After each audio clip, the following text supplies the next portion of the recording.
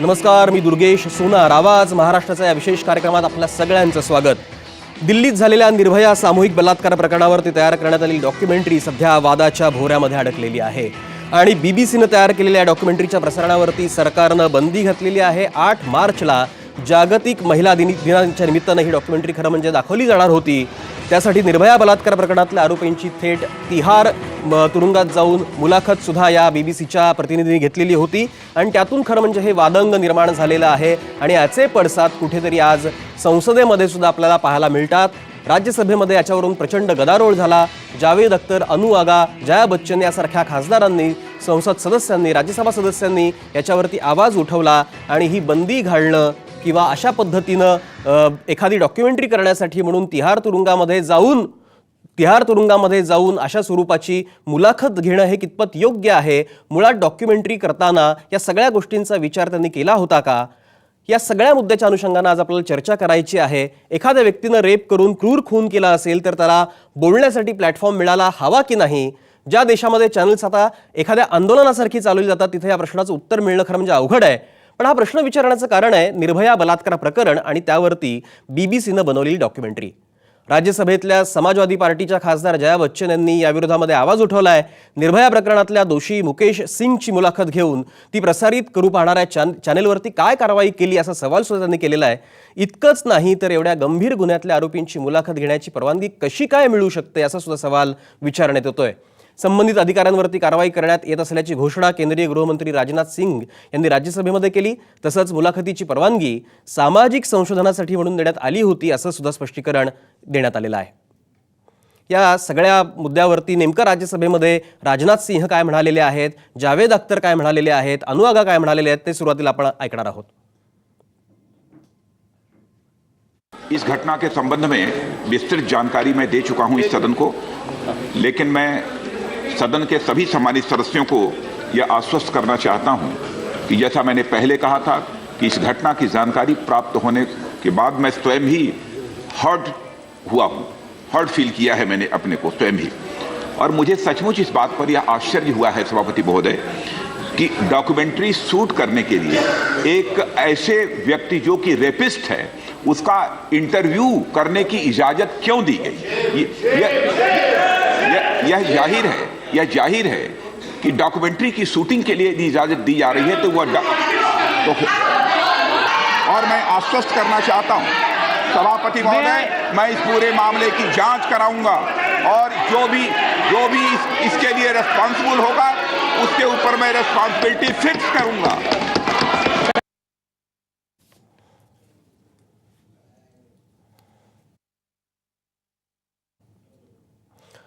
एकूण आता जावेद अख्तर आणि अनु आगा सुद्धा काय या राज्यसभेच्या सभागृहामध्ये बोललेले ते पण आपण आता ऐकूया पहिल्यांदा. Very important. The sexual harassment is and against women is continuously increasing. Yes, Minister wants a to say. statement, ma'am. Please, आप Ranjita, सबकी भावना जी, please. देख के Minister wants to say. Ranjita, Yes, please. saying. Let थोड़ा us धीरे ले low, not मैं send any Shanti say signals that we are आपके साथ हूँ. divided Yes. or we are discussing something else. Home Minister will make a statement. The entire House is Yes. very much agitated, so he will make a statement. जी रंजीत जी, चिल्लाओ मत, शांति से भी काम हम करते हैं. Please, all of you are good. This matter, that is all members are expressing at the let the Home Minister give the proper statement because the whole He India is is giving. expecting a reply from that because the women's are so many atrocities are facing that. सब लोग associate. Therefore, I request the Speaker to see that Home Minister let the statement. Yes. What the women they are facing the problem. It is our madam, it's our duty to protect the rights of the women. Right. And that what is other man said right. Please give the answer for that. Yes.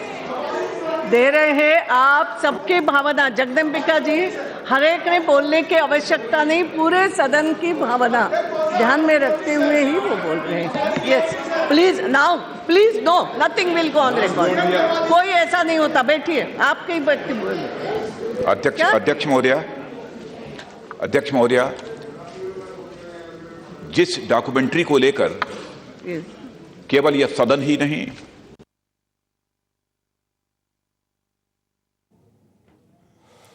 तर एकूणच राजनाथ सिंह यांनी जे स्पष्टीकरण राज्यसभेमध्ये दिलेलं आहे ते आपण पाहिलेलं आहे.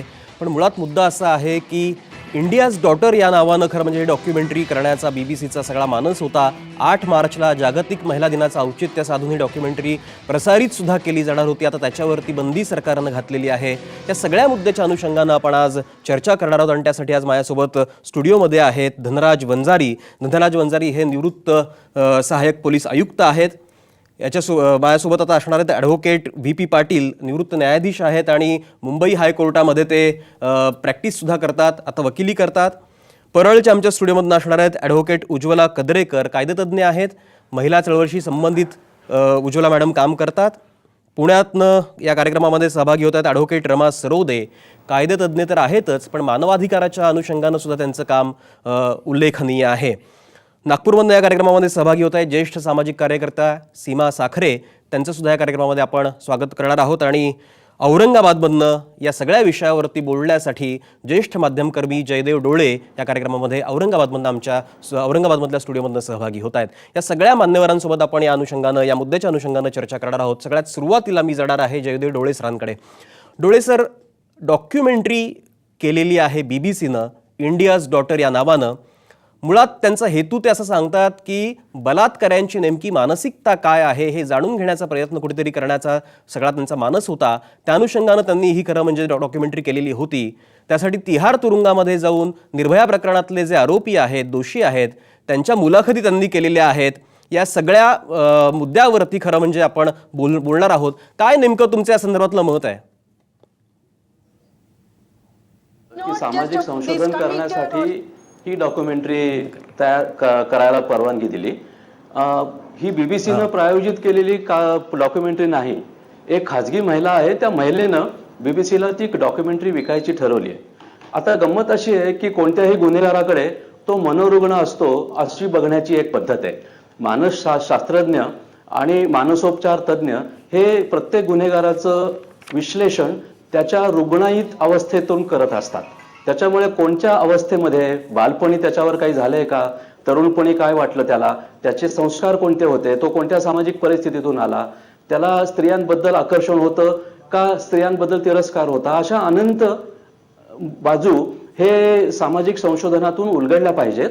कारण तो एक आजार आहे आणि तो आजार जर इतरांना त्रास देत असेल, समाजाला जर छळत असेल, तर मग त्या आजारावर उपचार करण्यासाठी आजारी माणूस कसा आहे, तो तसा का वागला, याचा अभ्यास करायला हवा. म्हणून अभ्यास करण्याच्या अनुषंगानं ही मुलाखत जर झाली असेल तर ती अत्यंत योग्य आहे. तिचं सनसनाटीकरण करणं चुकीचं आहे. त्याच्यामुळे ज्या रिॲक्शन्स आलेल्या आहेत त्या रिॲक्शन्स अतिशय तडकाफडकी आलेल्या आहेत आणि फार विचार न करता आलेल्या आहेत. त्याच्यामध्ये गुन्हेगाराचं उदात्तीकरण झालेलं नाही, ते कुणीही करत नाही, ती महिला तर अजिबातच करणार नाही. आणि मुख्य म्हणजे तो तसं का म्हणतो आहे, त्याच्या मागचं कारण जर शोधायचा प्रयत्न झाला तर मला वाटतं की असे गुन्हे पुन्हा घडू नयेत याच्यासाठी जे जे पुरुष अशा परिस्थितीतून वर येतात त्या परिस्थितीवर नियंत्रण ठेवण्यासाठी आणि अशा पुरुषांच्या मनस्थितीवर काही नियंत्रण घालण्यासाठी काही उपाय करता येईल का, हा या डॉक्युमेंटरीचा उद्देश असतो. त्याच्यामुळे त्याच्यावर बंदी घालणं, त्याचं प्रसारण थांबवणं किंवा त्या निर्मातीला उगाचच काहीतरी बोलणं, या गोष्टी अनावश्यक वाटतात. बंदी घालणं अनावश्यक वाटतं असं तुम्ही म्हणतायत. याच मुद्द्यावरती आता मी बोलतो करणार आहे VP पाटील यांना.